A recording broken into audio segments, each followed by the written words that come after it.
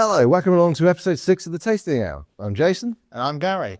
Today we're talking about basically the cigars that we got back in August, which was the big summertime smoke. These were the hand-rolled cigars that we had made.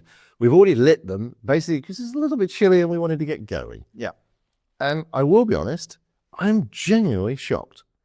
Yeah, we thought they were going to be a light cigar because there wasn't any particular aroma coming off of them.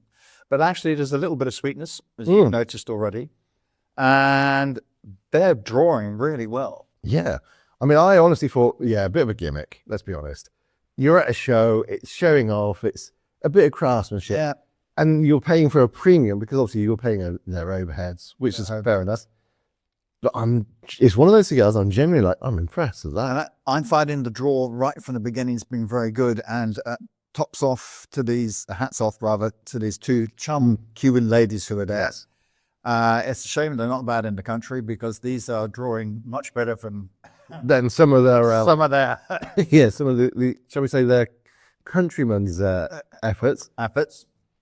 They're nice and firm. I've had mine out of the humidor slightly airing for overnight. Yeah, I dry boxed mine last night because we knew we were filming today and we were going to smoking them. Yeah, I took them out and let them dry box. Yeah, mine weren't doing too badly, but I did let them. I left them out in the shop where I knew that the humidity was in the low 60s, which is perfect for that sort of attitude. Because there's a lot of being fresh cigars, but there's nice little sweet notes and everything coming through. Yeah, it's drawing nicely. It is very much a light cigar, so they've definitely geared these at people who aren't necessarily seasoned cigar smokers. It's good because it shows everybody can enjoy it. And I think that was the idea. A non-smoker could buy these and not die halfway through. Yeah. We, as experienced smokers, we know what we're going to get. Yeah. It's fine. Hence it's our first smoke of the evening. Yeah, because we kind of knew that if we had anything else, we probably wouldn't taste anything out of these. We're pairing that with rum because, as we said, it's cold. So I wanted to warm up. Yeah. So we started with a little dark rum from Tamamaca, which is a Seychelles rum. And I've got two of them here. The other one is a darker one, which we'll talk about a bit later on. This has got a nice little amount of spiciness to it. I think it's just cinnamon, maybe. I was going to say something else, maybe not make for the. No, but we thought earlier because we had a little go inside. Yeah, I'm thinking we kind of came up with a conclusion, probably a bit of banana. Well, something involved. It's that sort of aroma to it, and I think it gives it that sort of binding note, which is what is enabling the spice to come through, and gives it something different to other rum. Yeah. With Timon, it just spiced up and there's no real nothing for him. That light banana doesn't affect the rum that much, but just changes its body to it. It'd be quite a nice sipping rum. I mean, there are other rums they make which are basically to mix with your... Yeah. And as I said... in the evening, and why not? Exactly. It's one of those things as well. It's like, I always find with any spirit that's designed to be a mixer, I find it quite difficult to make myself buy it. A, because I prefer neat spirits. And B, I'm thinking if you have to mix it, then it's not as pure as it could be.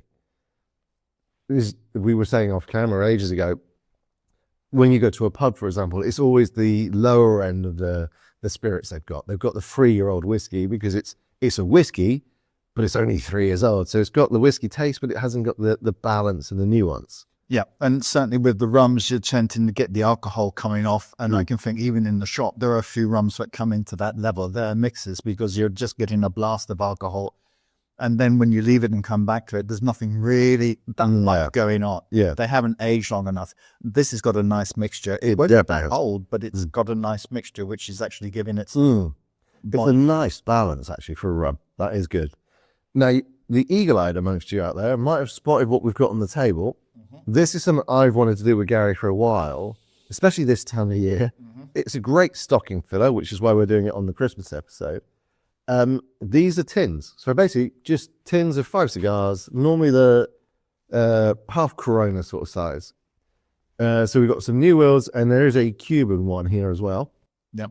You've got the Utman. Yeah, so we've got the Utman half Corona, which is, as most people who follow me know, that was and still is some degree my daily smoke. But that is quite an expensive daily smoke now. Yeah, the others Whereas these aren't. no, particularly the ones from non-Cuba aren't, or at least in the case of Davidoff, a little bit more expensive, but you're buying a quality of smoke as well. Yeah. And the selection this year, I think, is the biggest I've seen in nearly 20 years of owning the shop. For many years, it was always a problem as far as I was concerned, because at Christmas, to pick up a Robusto, unless you're walking the dog for a nice half-hour smoke, you're going to freeze to death after time.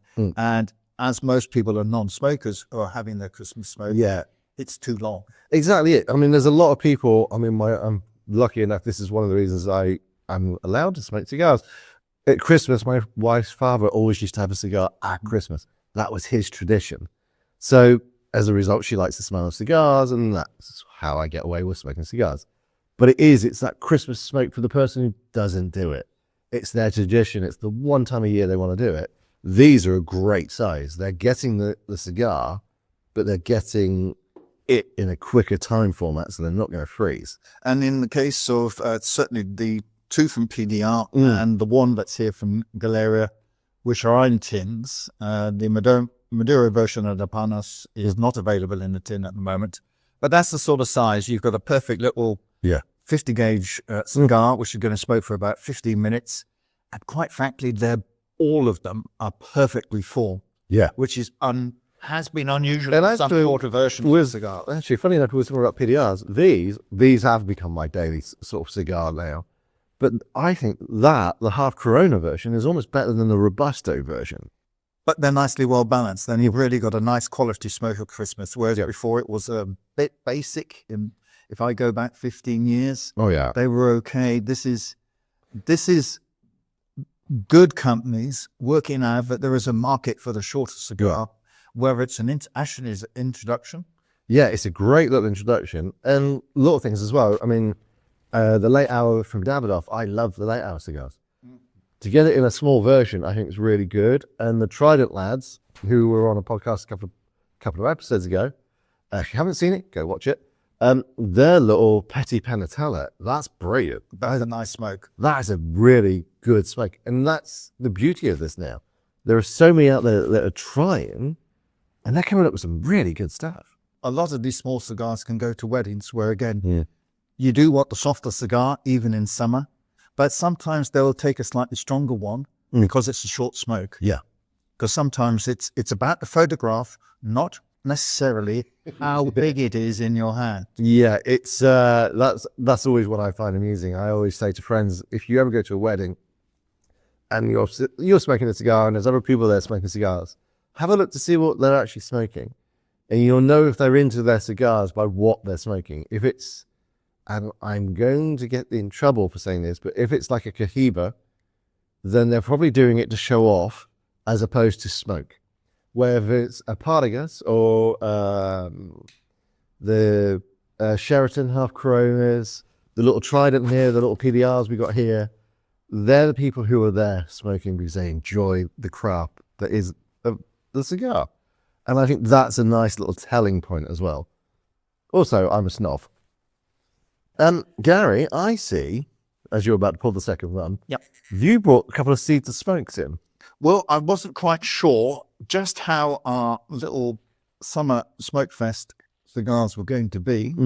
Although, as we found out, we've been very nicely surprised. Yeah, I have to admit, I've straight cut my cigar for those eagle-eyed out there. Mainly because I wasn't convinced that a V-cut wouldn't destroy it. I thought it might be a bit too flimsy. And my initial thought is looks quite tightly packed, but it's drawing amazingly well. Yeah, I've done a V-cut and it is drawing beautifully. It's not tight at all. It's drawing beautifully, and there's a nice construction head coming out of this one, which is actually a joy to see. I mean, I will say it is a quick smoke. This is literally 20 minutes and I'm halfway through. Yeah, which is about the same as we would get with a longer scene to smoke.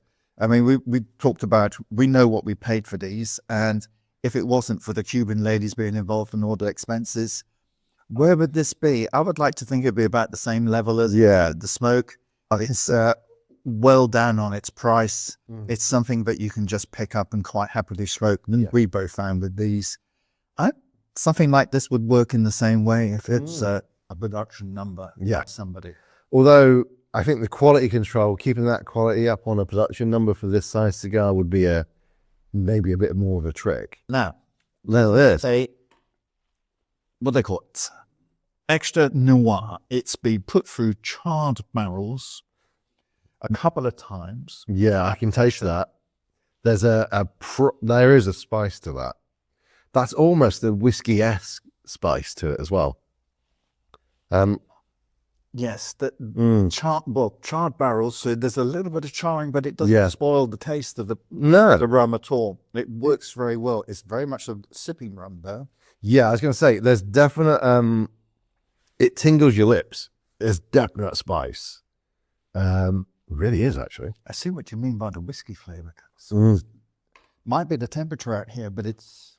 That's an interesting, I wouldn't expect that from a rum. But again, it shows you innovation. It shows that they're playing with it and they're experimenting. But that is a sipping. That's not something you knock down. That's also not something you'd mix. You wouldn't mix that with anything. It's not, in terms of legs, it doesn't really have a lot there. There is some, but not a lot. Yeah. It's a thin, like, sort of line, you know, the lines you get when you swirl it round. For those who were, The aroma is great. Oh, it is.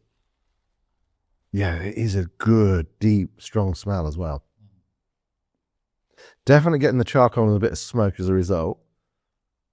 And that spice definitely sets your lips tingling, which is interesting.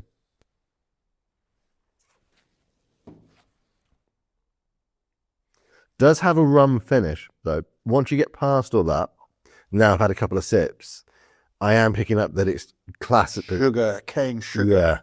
Yeah. That sweet note is ending it.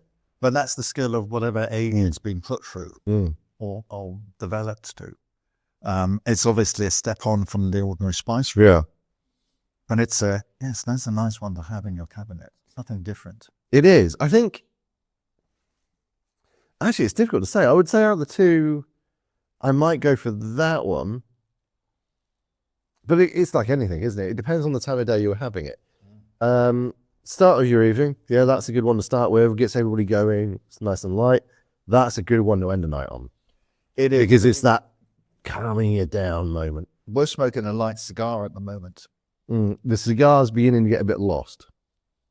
A little bit. Whereas these two work, these two, not so much. No, they need a stronger cigar. That is. But that's the fun of doing this, because you get to experiment and try, and that's what it should be about. Absolutely. Everything's a journey. Life is a journey. Yes. And the more experiences you can pick up, the more interesting the journey becomes. Yeah, and the more you can learn and the more you can pass on. Because I think that's why we're doing this. It's about passing on our knowledge of what we both know and what we both enjoy to you guys at home. So I'm going to do a very tacky thing and do it earlier in the show, and I'll try and remember to do it later on. Don't forget to like, follow, and subscribe if you enjoy this stuff, because it does help. And drop comments, give us suggestions even, because that would always work. And we're always happy to listen. And if we don't like what you say, we'll tell you. Yep. Definitely. And I think on that note, we probably need to move to the interview, because I'm just getting a little bit cold out here, and I could do with warming my hands up. Yeah. Start shivering. So, no problems. This month's interview is from Warlock Meadery. So it's basically, we discover and we talk about mead. It's a local Taunton company. Dan started it back during lockdown, basically, because he had nothing else to do, like a lot of us. And it's actually gone on a few leaps and bounds, and it's won several awards. Go and have a look at the interview, and we'll see you in about 20 minutes. So, Dan, welcome to the Tasting Hour. Thanks for joining us for the interview. Good, thanks for inviting me. So, a couple of things we're going to do here. A, I'm going to teach you cigars, and B, you're going to teach me mead, which is more important. I will try. I'll certainly try. So, what do you want to start with? Should we try to do a case? Okay, we'll try this one first. Where did your inspiration to do mead come from? I mean, mead's been around for centuries. COVID, really. My other business kind of shut down with teaching, so I couldn't do any classroom stuff. So it was just brewing. I've done it home for years and years and years. Yeah. And it kind of overtook the house a little bit. And I thought, could I? Well, the missus was pleased. Yes, exactly. yeah, it was kind of took over, buckets everywhere. I call it science lessons for my son. But I thought, could I do something with this? And everyone, it was Somerset, everyone does cider. Yes, you are in the land of some. Yeah, cider. Shepherd cider is a mile from my house. Right. So you couldn't compete. And I thought, I made it loads. Could I? Turns out I can. Basically, there's a lot of work to get the licenses and all the rest of it, Yeah. and the recipe right, get the right honey and stuff like that. Where do you source your honey from? Is it local or is it nationwide? A beekeeper in Camden, London, Camden sort of way. Okay. All my honey comes from him. Of course. So he actually makes enough to supply you. Yeah, totally. yeah. He's got, I suppose, thousands of bees, really. Millions if not, I don't know. He's got bees, that's all I know. Fair enough. Right. So tell me about this one. So this is our normal traditional mead, Mm. and I made it in December last year, and it sat in a barrel. I bought a barrel from a Scottish distillery, whiskey distillery, Right. and it sat in there. When I bought the barrel, and some liquid in it, I thought, what's there? Poured it out of a pint glass. Put 3/4 pint of whiskey. That's not a bad little bonus to get with the arrows. It was disgusting. Yeah. So I drank it, or tried to drink it. So that sat in the barrel since January, and I took it out last Wednesday. So this is literally in time for Christmas, essentially. Yeah, that's the aim, yeah. So I sold some of them for pre-order. Yeah. So the barrel obviously gives it some extra flavours and makes it a lot smoother, really. I don't know what I was expecting. Oh, but now I'm getting the sweetness. Okay, yeah. I like that. Right. The last batch, we didn't do it last year, we did it the year before, and that one's Silver Award at Taste of the West. That's actually an impressive claim to fame for someone who's only just started doing this. That one's won gold. That one's very gold. A few of our flavours, cherry, vanilla, and toffee apple, really, have all gone. Mm-hmm. And one of our hot honey as well. Okay. So in terms of a future for this, you really see it expanding massively? What are your plans? I don't know, John. I don't want it to go in shops. Right. I think put it in shops would ruin it. Yeah. You can go to Morrison's, you can buy a bottle of mead for £6-7. Right. It's just wine they've put honey in, or honey flavour. It's not mead, basically. Yeah. And I get people all the time, we were talking earlier about TikTok and people having a go here. Mm. I had one a while ago. You could buy it in Morrison's for £6. It's not the same. So I thought, I'm going to have some fun with this guy. Mm. But he was adamant. His mead from Morrison's is the best, and The thing is, some people can't be told. no, I like that. It's a challenge for me. Yeah. I do like a troll. Yeah. I think it's a generational thing, if I'm honest. Sometimes I don't think I'm getting very far if I'm not actually having an argument with somebody. Because sometimes the argument's the fun. It's the entertaining part of it, isn't it? You've done your video, posted it, and you're watching the likes, comments, blah, blah, blah. That's the gratification, I suppose, of it. Oh, someone likes what I posted. The troll is just a little sideshow, isn't it? Yeah, and the ironic thing with that is actually what they're doing is boosting your content anyway. Absolutely. And it's like, yeah, you can keep trolling. I don't mind because I'm actually going to get something out of this anyway. I'm getting more out of it than That's part of the reason I think I've got to respond. Every time they respond, I've got to respond back. That's when it becomes a double-edged sword, though. At some point, you can't. How did a friend word this to me once? You can't argue with stupid because it doesn't know it's stupid. No, you can't, but I will try it. Yes, And I know I'm arguing with stupid. I'm not going to get anywhere. Yeah. I will. But you will keep giving it a go. Because every time if you post something, you reply or whatever, they're going to reply again. Yeah, As you say, that's pushing it further and further away. it does. Yeah. Right, changing it slightly. Your cigar today. This is one of the new Sheratons of London that was So a special way to open it. now. It's a very, very light cigar. It's quite a floral cigar. So for someone who doesn't smoke cigars like yourself, this is a good place to start. It's a New World cigar, so not a Cuban. Does that bit come off or does that stay? You can. That's that is totally personal preference. I tend to leave it on until the cigar warms up, and then the labels will peel off. There's a pros and cons to, especially that little ring there. At the moment, the biggest con is the fact that if they didn't make it quite right in the factory, when you peel it off, you'll peel some of the wrapper label off Right, let's leave it where it is. because they glue it on. Once the glue warms up with the the heat of the cigar, it basically is just like sugar gum, Okay. essentially. That's when you just pinch it and it'll come off. Yeah. Now, as you haven't done this before, there's 3 options for cuts for you. You can do the traditional straight cut. There's the good old V cut that I 99% of the time go for, or there's a punch cut where you can just put like a small hole in the top of the cap. Right. Which would you like? Is there a real difference? The biggest difference is smoking time, and the way it feels on your palates, the way it feels across your tongue. Okay. Well, I'll go with your recommendation of the. For me, it was always a V cut as what was done for me first. So what you do, you get the cigar, you put that straight on the top like that, and it sits level, and it's just a pinch. So what we'll do, there you go. It's hard to go wrong with that. It literally will sit flush. Like that? Yeah, and then just one solid squeeze. There you go. And it's as simple as that. It is a bulletproof cutter, essentially. Whereas everything else can run a bit of a risk of damaging it. I suppose you could perhaps go too far down, could you, if you didn't have the top there? If you do a straight cut, the most common mistake is they go like down to here. There's 3 layers on the cap, and you're literally looking to get about in the second one. So the first one comes off, and the second one's where you're going through. Now, V-cut makes it a bit deeper, so you get more of a surface area, essentially. So V-cut, obviously, you flatten it out. Yeah, of course, yeah. So it does make for a slightly faster smoke. I just like the way it feels on my tongue, if I'm honest. And there are people out there who will get my meaning. I'm sure that people argue with you as well. Actually, on that one, not that many. Oh, really? Yeah, when you'll understand in a minute. In terms of lighting the cigar, I'll give you that one. So what you do is you don't put it right up to the cigar.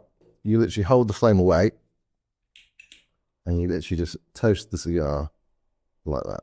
This does take quite a bit of time, but it's what we were saying earlier on. It's about finding that way of unwinding and de-stressing. This forces you to slow down. Yeah, I can see that. It's a process, isn't it? It is. It's Compared to just lighting a cigarette or picking your day buck. So just slightly, if we just tilt it a little bit More toward it. yeah, you'll see it start to glow. The embers are starting to get on the end. Yeah, it's one of those things. When I do a video, you literally see me light a cigar in about 15 seconds. It takes probably a good 2 minutes to light a cigar properly. I suppose you're warming it rather than lighting, aren't you? Yeah, so basically what you're doing at the moment is you're toasting the end. So it's going slightly charcoal at the moment, and then it's starting to go white. About now, what you can do is you put it into your mouth, get your lighter,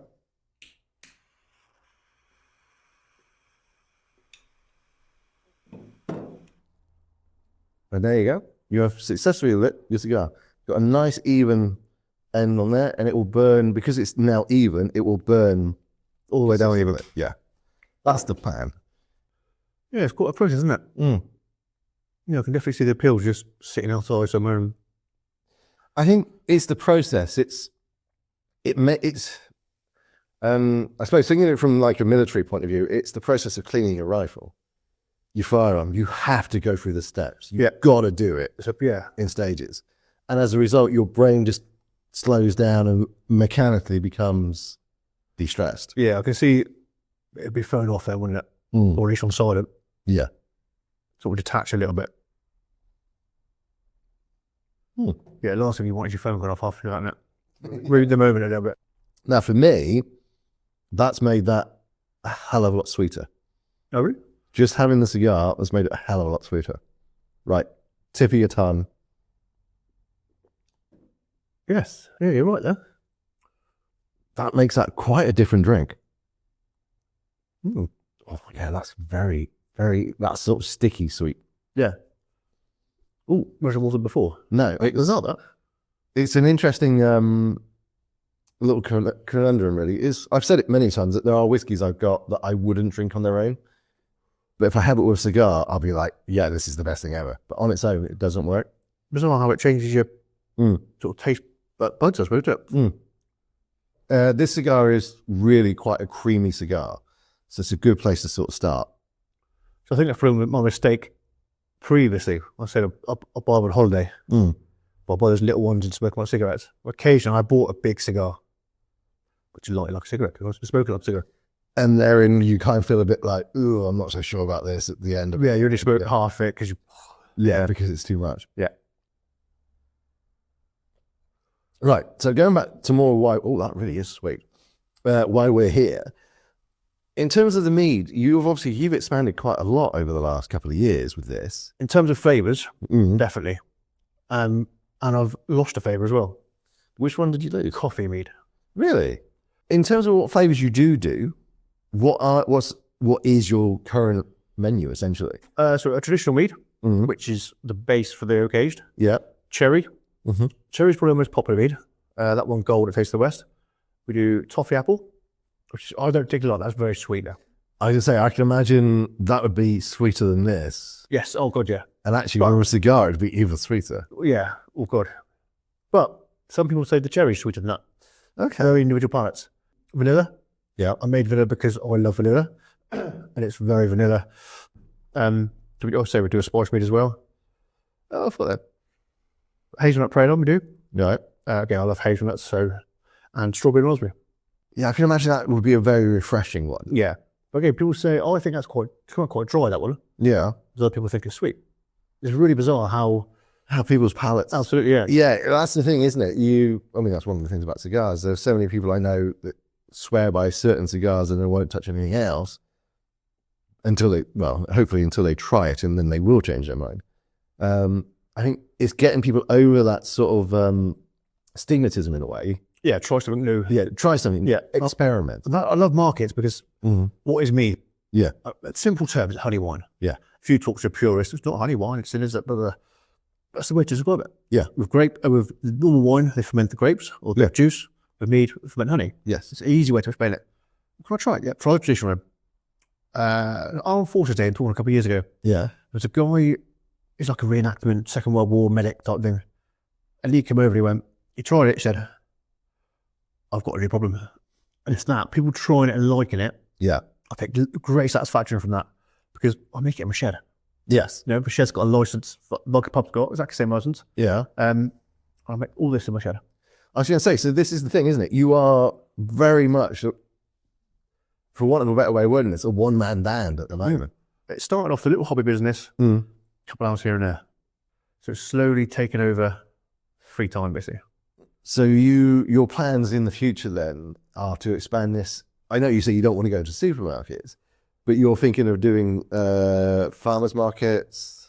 Yes, we do this weekend, or last weekend, I said we did Taunton Winter Fest. This weekend we're doing Minehead's Victoria Market. Right. And they've got their Christmas light switch on. Saturday, Taunton Independent Market. And Sunday is Junction 24, some sort of markets. Christmas market of some sort. Yeah, this time of year, I can imagine you're insanely busy. Oh yeah, next weekend, no markets. My son's got selection for his taekwondo for the England team. Weekend after, we've got Taunton Friday and Saturday. And there's possibly some night markets going up as well. Right. If I can fit it in. Yeah. Because it is, I've got a main job, I've got another business. I mean, this is literally your side hustle, essentially. Yeah, holidays, Christmas. Obviously, if people want to get hold of your mead, they can find it on your website. Yeah, you can buy it online. Yep. If they're local, we all say, we're in Taunton, so if you're in Taunton, don't buy it online, you'll get charged $5 shipping per bottle. Yeah. Give us a shout, we'll come deliver to your house. How are you finding the cigar? I'm actually quite enjoying it. It's not harsh like I expected it to be. No, this is why I picked it for you. It's a very, very mellow cigar. So there's a bad habit I've taught you. Another one to add to the list. Yeah. So let's move on to your second choice for us today. This is your cherry mead. Now, I will say, I'll be honest, I'm not a great fan of cherries. No, again, I'm not. But it's one of those things, just because you don't necessarily like it, when you pair it with something else, you might discover that there is something about it you do like. You may do. It obviously does smell of cherries, but that's very, it's not as overpowering as I would have thought. No, I could easily make that very cherry. Almost too much cherry. But see, with all of them, so there's loads of meads on the market are really viscous. It's like drinking syrup. You're confused, aren't you? Very confused. That's, what's the aftertaste? I just get cherry in the aftertaste. There's something back there that I can't get out.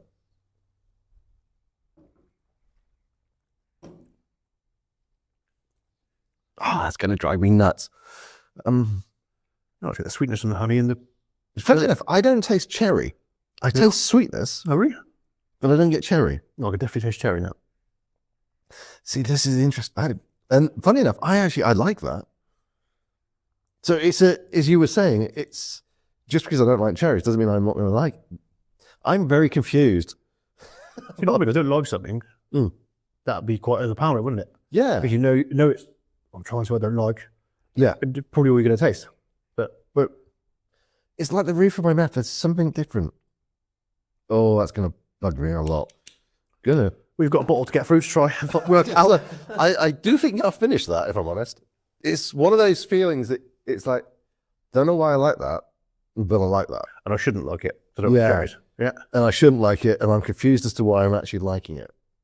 In terms of the history of mead, it's been something that's been with us for thousands of years. Yeah, so they reckon, if you was going to Google, oldest known fermented drink is mead.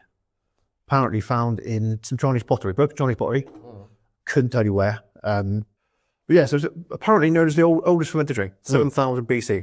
Yeah, I was going to say, I certainly know it is. It's millennia old. Yes, yeah. Much older than wines ever were. Yeah. It's kind of the drink of the Vikings, as they say. Yeah. So all my slogan is drink of the gods. Mm-hmm. So the Viking gods and that sort of thing. But it was very sort of Aztec, Mayan, Egyptians, Greeks. Yes. It became very worldwide. What's the actual process then? So how long is the process and what are the steps? So from start to finish is about 8-10 weeks. Right. And that's rushing it really, because I use a filter rather than let it clear naturally. So I filter it. Yeah. That probably takes 6 months off. But I need to get it out onto the right. But it's literally honey, water, yeast. Yeah. And some nutrients. Very low on nitrogen. Right. Whereas normal white grapes will produce nitrogen themselves. Honey doesn't. So I've added a bit of nitrogen to it. My newest thing is sparkling mead. Okay, so are you going to do that on all the flavours or just... No, I've got completely separate flavours. Right. I've got cans of it. It's 5.2%. Right. It's carbonate. Okay. So I did it. The first one I did was elderflower. Yeah. I've got the new batch is ready to brew. It's brewed now. I just got to get it filtered and flavoured. There's a brewery in Weston that helped me out with carbonating it, canning it. Yeah. The current ones are blackberry and pineapple. I will say thank you very much for introducing me to the cherry mead. I'm blown away by that. So thank you for that one. All right. Thank you for joining us on the tasting out. Thank you. Been a pleasure.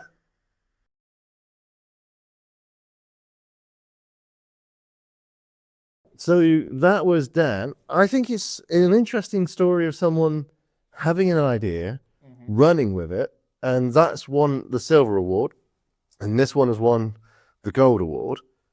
It's interesting to me that it's someone who's done this in his own back garden, essentially, gone out, done the effort and got all the licenses required, and is doing a thriving business at it. It's interesting as well, because this is the oak-aged one, so it's a whiskey barrel.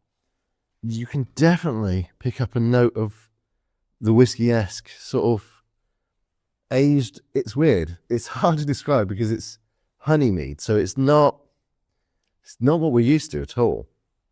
That's very light. It is. Those I'm getting. In fact, I'm not getting... It doesn't have a lot of smoke. It just gives it a different element. And the bigger surprise for me is, because it's honey mead, it's naturally very, very sweet. But when I shared that and we paired it with the cigar, it made it even sweeter, like sugary syrup sweet. Which is what you'd expect from a mead. I'm not picking up that, getting the honey coming through, getting that texture coming through, but not over sweet.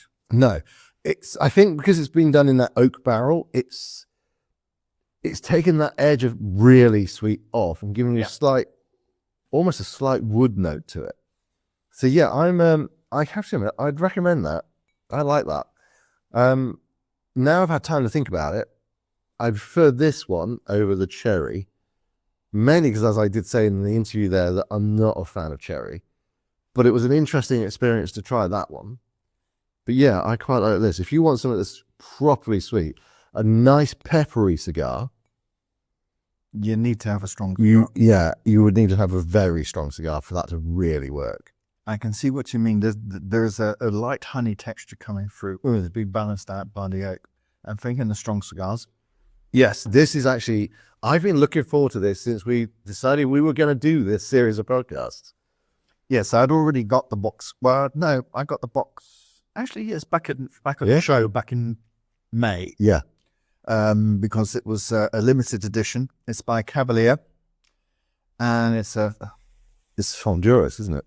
It's Honduras. He's in Danley. Where else would you want to be? But not far away from either Oscar or Rocky. Yep. And actually, his little story in the book I've got on various things is very much his own, slightly different to the other two. That has an interesting dry draw. I'll give it that. I think the Honduran tobacco in it, that gives an interesting flavour. Something different in there. That's it. I can't put my finger on what it is, but there's an interesting note. I'm actually very curious to see what that's going to smoke like. This is quite a thick cigar as well. I mean, it's only, what, 5.5, 6 inch? 5.5. And it, I would say, tapers up maximum of 50 ring gauge in the middle there. Maybe 5. 55, do you reckon? Well, could be. So it should be it's going to be a punchy. This should be a good 6 inches because it's a Toro's. Yeah. So this should be a punchy cigar. So with that, let's dive in and see what we think. Now, I had been told that evidently there is some Indian tobacco in there.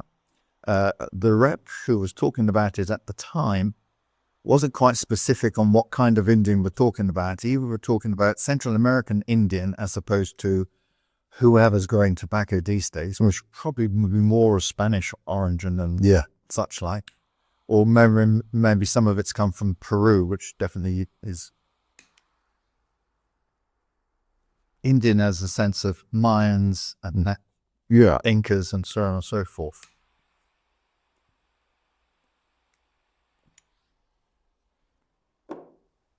Your thought, Benny? Yeah, go up.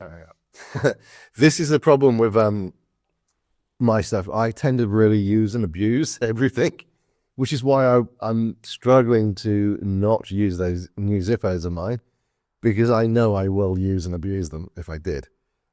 So this is beginning to wear out, but it's done 6 months, so I can't really argue with it. It's interesting as well. This is in the Solomon's shape, isn't it? The Solomonus shape. So it's actually quite a difficult cigar shape to roll and get right. So I am quite intrigued to see how this is going to go. Should be a full flavour.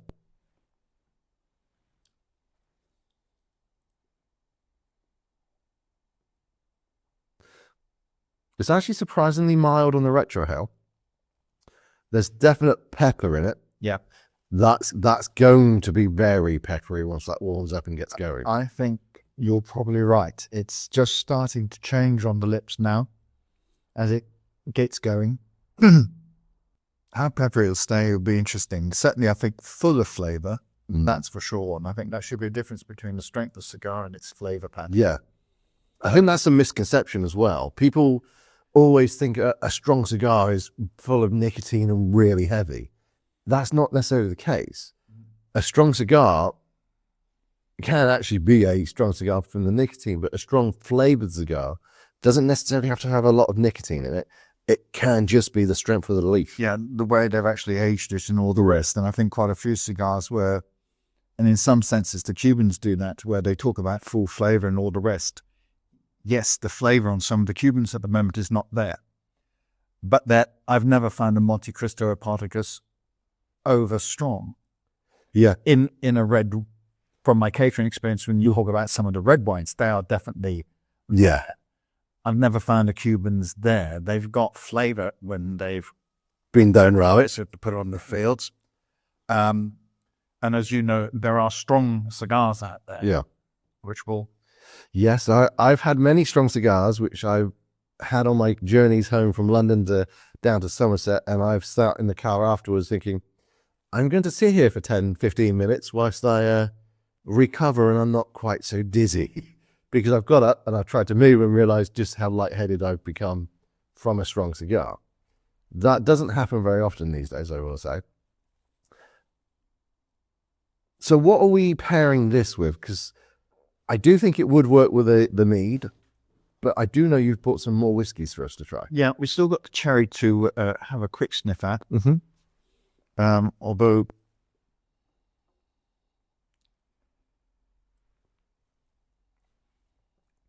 Oh, that should have changed. that's changed it an awful lot. That's almost oh, what is it? That hasn't changed it the same way as it did for the cigar that I had in the interview. That pepper's really heightened the sweetness, but it's also put in another element. Hold on.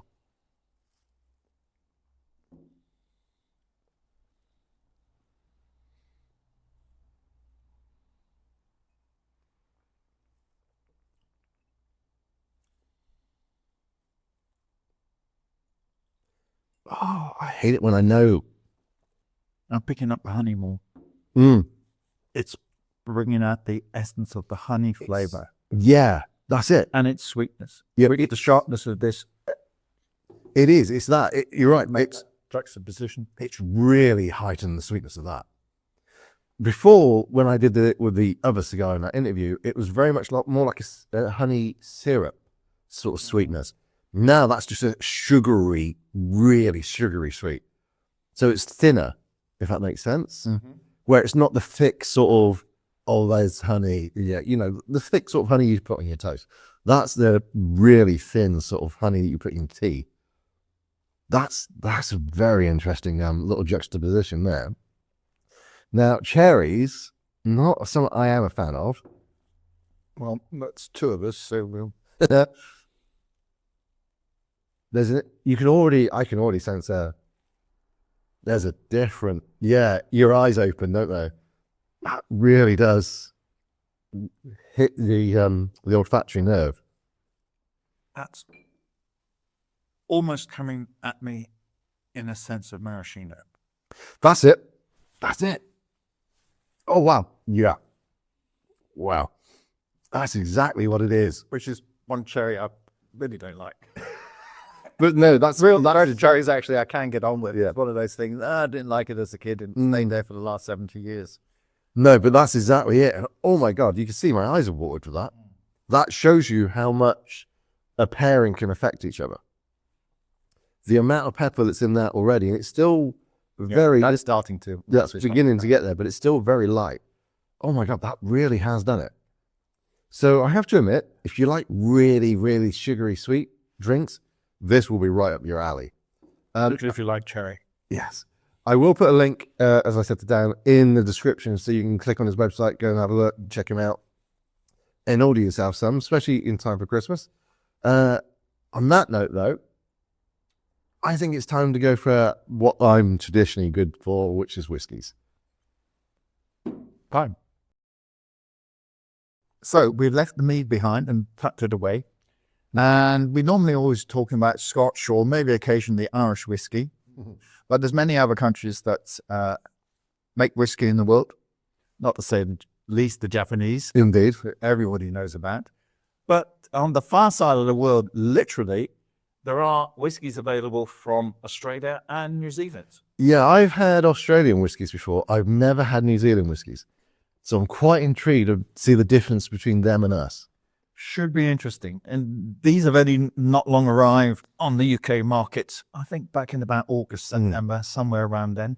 We'll start with the Australians on that note, as I know what one of these is peaty. Yeah. And like cigars, you don't want to go have peat and then try and go down to sweet. You want to go up. So likewise with the cigars, this is why we've done this as our second cigar, because we knew the first cigar was going to be light and this one's definitely peppery. Did you mean to do that? Yeah, I think so. I've lost the prep on that one. Yeah, I'm struggling. Bloody hell. Okay. Let me put that there. It's got a rubber cork. That's what's happening. Oh, yeah, it is, isn't it? That's what it is. There we go. Here we go. Right.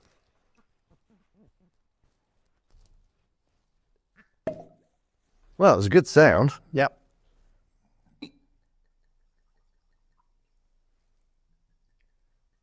Both of these whiskies have been finished in red wine barrels. That just says red wine barrels, and this one says American oak red wine barrels. That'd be interesting. That should be interesting. That's also a stronger drink.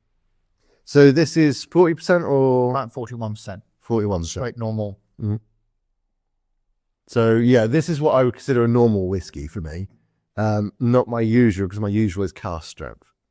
So the other one you said that's what, closer to 50%. Should have a very different answer, plus the oak barrels. That's very, It's fresh. yeah. That's Red a wine young, barrels are toning it down, but otherwise it'd be quite a sharp. young whiskey. Yeah, I was going to say that's a young whiskey. Pleasant enough, I think, on the aroma. Yeah, it's a nice aroma. The red's taken some of the sharpness that you'd expect from some of the The red's actually, far level. yeah, the red's taken a lot of the heat away. I mean, that almost isn't a whiskey. Doesn't have that burn, that sort of aftertaste, sort of finish that you expect from a whiskey. That's very mellow. But then most of those whiskies we're thinking of are going to be the younger blended ones. Yeah. Not a 8-year-old or a 9-year-old. That I think that will be the red wine barrels. That's definitely, yeah. Toning it right down. If anything, actually, it's almost taking a bit too much away from the whiskey. A little bit.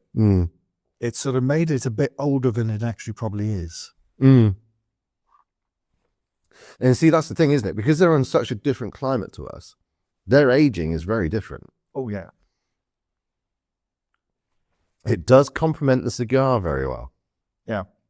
You see, that, again, that's another whiskey that I would pair with something, but I wouldn't have it on its own because it's not enough on its own. It requires something to go with it. Yeah. And that definitely, the red wine barrel definitely gives it a fruit. A sort of a red berry sort of fruit. God, I sound pompous.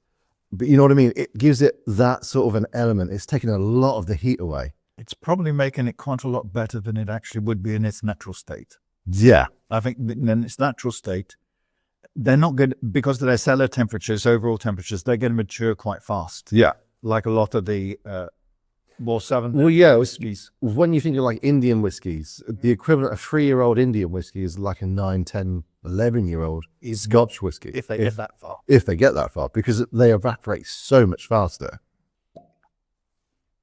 Right. The other one. Do you mind just lifting your one? Yeah. So I don't. You don't want to kill your cigar. Thank you, Caroline.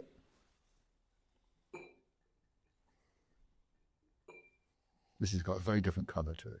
It is quite a bit lighter. It's almost this is almost more of an orange colour, whereas that's much more of a red. That's more of that sort of burgundy red.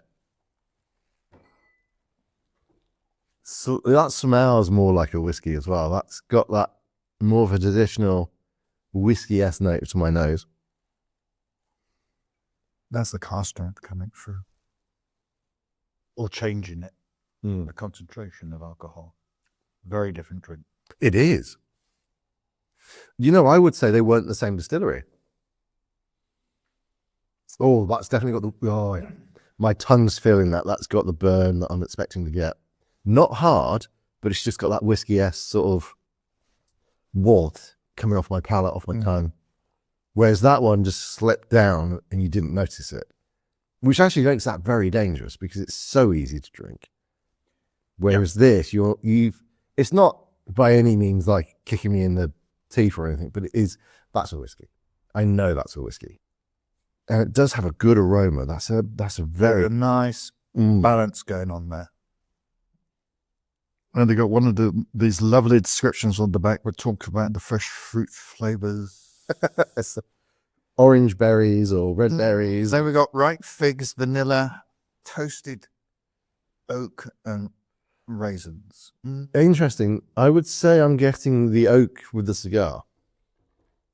I'm getting a much more of a woody note off my smoke. There is a woody note, and I think that's what's making it so much different to that one. Yeah. Apart from the cask strength, it's there's more going on in it. there's more going on. It's much better at telling its story. Out of the two, that's definitely the better one. But then that's probably my bias with going for cask strengths generally anyway. Different country, different weather conditions. Before we go into the New Zealand whiskies, let's go to this month's 101. It's the second in the series on the cigar wrappers. And actually, this one is closer to my preference for cigars. So Gary's done, this is part 2 of Gary's little 101s, and we'll see you in a minute. So on this 101 regarding wrappers, whereas last time we talked about the Connecticut wrapper, this time we're going to talk about the Maduros. So what Maduro does is that it tends to not so much soften the cigar, it doesn't even take the taste up high, but it just broadens it in a wonderful explosion of taste and fabric. Most of us who like cigars like having the Maduros we go through. They do vary from country to country where they're grown in, and also how they're aged as well can have an effect on them. But on the whole, Maduros usually make some of the nicest cigars. So there you go. That's the 101 for this month. That's the second on the wrappers. I think Maduro wrappers are definitely one of my favorites. Yeah, on the whole, I would agree with you on that one. And there's quite a lot of different Maduro wrappers out there. Again, all about the different countries they come from, how they've aged the wrapper, or dealt with its process, because there are some quite strong Maduro wrappers. Yeah. I would think about it. Oh, definitely. And it also brings up 2 interesting points I want to mention. Metallica's M81. This is a great example of how wrappers affect things. The M81 is beautiful. I love it. It's one of my favorite New World cigars at the moment, along with the Leaf by Oscar. The S84, I don't get it. But it's got the same core, the same filler, the same binder. It's just got the different wrapper. And I do not get on with that wrapper. No, and I can understand why. As I carefully take both of them out, and I think that's the case where, excuse me, I just dropped that. Grand. That's the M81. Nice Maduro wrapper, San Andreas, a very strong interior. Yes. And when we're talking, as I was talking about in the 101, we like it. We like strong cigars. Yeah. All those people who like that kind of wrapper, they're going to love it. Yeah, because the Maduro wrapper just mellows it and balances it. Yeah. What's happening here is, no, we're not going to like it. No. Or in your case, definitely not. In my case, because my opinion can go for it, I probably agree with you, because that strength, the Connecticut's, Is a hard job. It's a mismatch, isn't it? But then what they've got is the best they can do with the core to give a different audience to that core. And that's the thing. There are definitely going to be people out there who love that. Oh yeah, they'll like the different tastes. Yeah. If you're working your way up, you'll probably get on with that. But the core still comes through, and the Connecticut doesn't, from that point of view, can't deal with that strength to take it down 1 or 2 To give it that balance. to give it that balance, compared to, say, the Leaf does, Yes. or even on the Brick House. But that's down to the strength of the core being much lighter. Yeah. Not a lot lighter, because there is Peppery's tails going up. And that's how it is. That's how they should be doing cigars. It's what Rocky does all the time. He has all these different brands. And, we like the number 6. I was going to say, the number 6 is a great example of that. You got the number 6, which is a lovely balanced cigar, and yet you've got the Seed to Smoke, which is also a lovely balanced cigar, but it's at a different end of the market. It's made for a different part of the market. Yeah. And he's not worried. And I think that's really how this should be treated. They're not worried that the M81s don't like it, because it's not for them. No, it's not for them at all. As for the other people who don't get on with the M81 because it's too double much. cappuccino level. Yeah, it's too much for them, whereas that one works for them. Yeah. The other thing that I want to bring up on wrappers especially is Lanceros, where you got so much more. The wrapper is there affecting the taste of that cigar, because there's nowhere near as much filler or binder, because obviously it's such a small ring gauge. That's definitely so. And a classic example of that, if you go back to our second program, where we started with a couple of Lanceros Spigaleria, which we've normally smoked the Robustos when we're smoking alone. And it's a very different smoke. Very different. And yet the skill of the roller, because you've got such a long length to play with all the time, or work with, should I say, not play, because they've definitely got to work on making those. Whereas on some of the other bigger cigars, they can sort of play with it a little bit more because they got more bring gauge to play with. Yeah, and that means you can the actual filler and binder affects the flavor of that cigar so much more than just the wrapper does. I would say on a Lancero, 85% of that cigar is flavor from the wrapper, whereas on a Robusto or a Toro, it's probably maybe 60 to 65% is the wrapper, and the filler's doing the rest of it.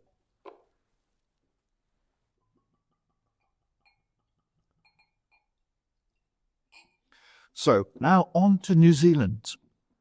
That's a very light dram, that is. Yeah, it's the first time I've seen it's coloured. It's described as Manuka. It should have a slight woody smoke to it. Single malt, 46%. 46%.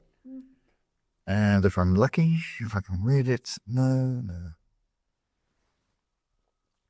Oh, that's got smoke. It's smoked. So it's New Zealand barley, smoked using native Manuka wood. That's a different, yeah, that's an interesting smoke, actually. Distilled through hand-beaten copper stills. That's an interesting little idea to do, because you're going to have to keep that style of still the same. So when those stills run out and they need to be replaced, they're going to have to match how they made it by hand. They're going to have to match all the dents, indentations, all that will affect the way it distills, doesn't it? But that's an interesting smoke. That's not like Lagavulin or Optimal or Port Charlotte, the Freud. It's not that sort of smoke. Are you getting the wood smoke straight away? You're getting it on a second waft? Second waft, not straight away. Yoichi from Nika does exactly that. It's a wood-fired pot still. Yeah. And that's what they're doing here. And so it's the smoke just developing around the atmosphere of, say, distillery. Yes, there's a nice little... I like that. Interesting smell to it. I like that one.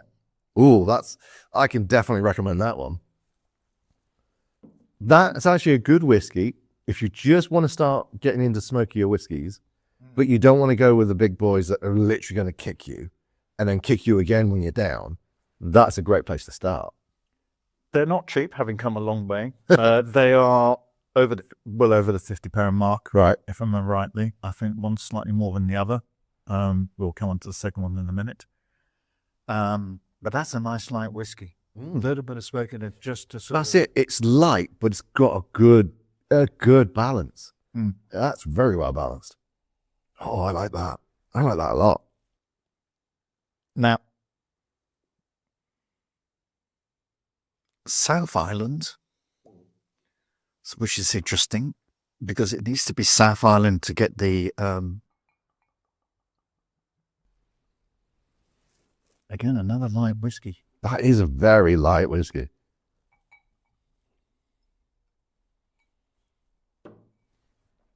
Does it have a lot of legs? It's not very oily.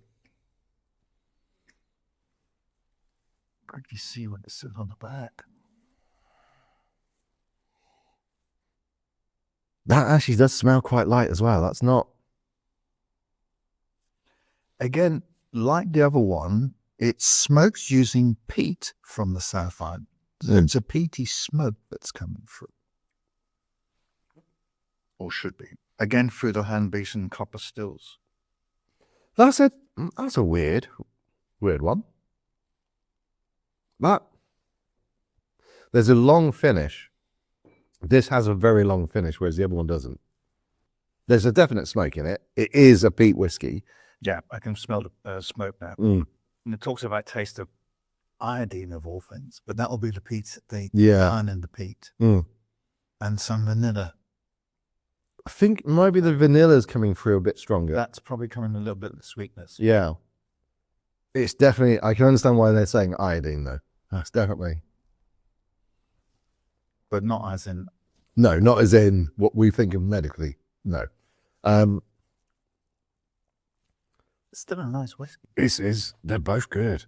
I like that. Okay, so I'm quite a fan of New Zealand whiskey. I would say that's difficult to tell those two. I wouldn't rate one over the other. They're both good. They both use different ways of getting the smokiness into the whiskey. And I think that's very interesting. How are you finding the cigar now you're halfway?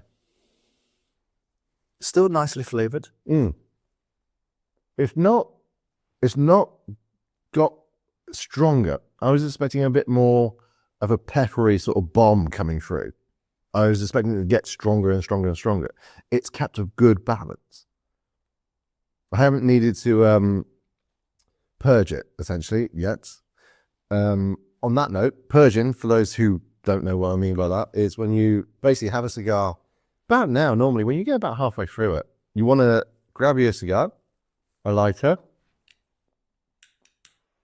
and do this.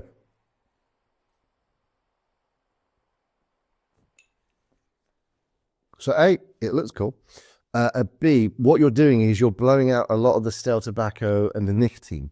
So it's clearing the pathway of the cigar, essentially. So then when you draw again, it becomes a fresher smoke. So if you're finding a cigar that gets a bit too strong, that's a great tip. I didn't like my end, but I did blow through it just before he lit his up like a flamethrower. And actually it has changed the taste. It does. It's an interesting little trick. Because that's made that quite a light cigar again now. But still with a lot of flavor. Yeah, it's got rid of the nicotine sort of bite, but the flavor profile is still there. Still there. Still very complicated. It is very complicated. Which is what you want on a cigar journey. You want to be developing it and understanding it as you're smoking. And that's what I like about quite a few of the suppliers, and certainly from the Cavalier here, where that process has certainly been looking for what makes this a good product. What makes it stand out from others. Right. So I think that pretty much wraps us up for this year on the tasting hour. Well, yeah, here we are, 6 months in. We've got lots of ideas for next year, but just before we go there, as you see, I've taken the wrapper off as I normally do, and look what I found underneath. That's a pleasant little surprise. That's a nice little surprise. It happens to be just where you put one of your fingers. Not sure if it's really a nicotine gauze to stop them going yellow or anything, but at least you know when you're getting to the end of the cigar. And the other point about this, and I think this is a really good statement, we've both done blowbacks through, and it's changed the way the cigar smokes, and it really is softer now. It is. It's a very mild cigar. I could happily go back and have a light cigar after this now. Yeah, and I think that's... Normally you'd smoke this cigar all the way through, at least that's what everybody's taught. And this balance going softer means that the nicotine would not be affecting. Yeah. We would still be feeling that nicotine coming through, but we'd be finished still on a fairly strong cigar. Whereas having done what we've done, we're actually going to finish on quite a soft cigar. Yeah. Which means that leaves us free to move on to anything we want to do. Which actually, I'm quite impressed by that. From a point of balance, that is really superb. Yep. I think that's a great place to end this. In terms of next year, as Gary's just said, we've got quite a few things we want to do. Forgive me for one moment. I should have done this earlier. So we've already got the interview for the first episode of next year, and I'm lucky. It's a good friend of mine. I'm going to be using a lot of friends on my show. Basically, he's written a book. It's called Today is Enough. You can read the title. I will tell you what the title is. It is How to Tell Your Brain to Fuck Off and Actively Leave Your Life. And I think that's a great thing for us all to do, especially men. Men don't talk. We don't communicate. We don't open up about our feelings because we just don't. It's a great little book. You're going to hear all about it in next year's episode. In the meantime, the 101s will continue. We've got the third part of the 101 wrappers, which will come in the first edition. Yep. We've also got lots of ideas to do with pipe tobaccos, different types of pipe tobacco. Well, I think one that I really want to see is actually, how do you smoke a pipe? How do you pack a pipe? How do you look after a pipe? Never seen that online. I've seen lots of Cigar 101s because I've done them, and I will be doing a few for us in the new year. But I think that will be a very interesting little series to do. Yep, no problem at all. I might even start it off by quietly filling up a pipe and saying nothing about what I'm doing, and then do the 101 in the mix program, just to keep us going on that one. Obviously, there's going to be more interviews. There's a couple more authors in next year that I've got lined up. We're definitely going to get into London or get the London lads down to us, because I think we need to do Davidoff, JJ Fox, Number 6, and a few others. So yeah, stay tuned. Hopefully you've enjoyed the series as it has gone so far, and we will see you next year. In the meantime, have a very happy Christmas And a good new year. See you in the new year. Yeah.